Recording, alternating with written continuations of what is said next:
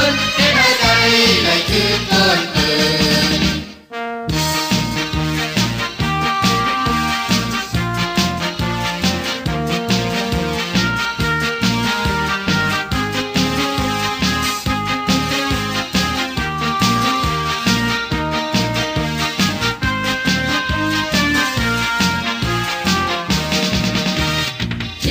Quay quay mà hao già bên cối nhiên còn cứ hao hơi mò ha thế thế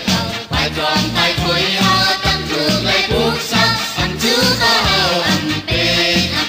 liên trời xin ông anh mừng thầy cầu mới xin thầy cảm ca để ta mừng thầy đường hậu mừng xuân si ta nô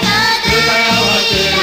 tăng bên đông tháng hai xin ông anh mừng cười nhờ thế trời hết qua xin ta cách bên đông quyết ơn từ chỉ còn sinh mong ta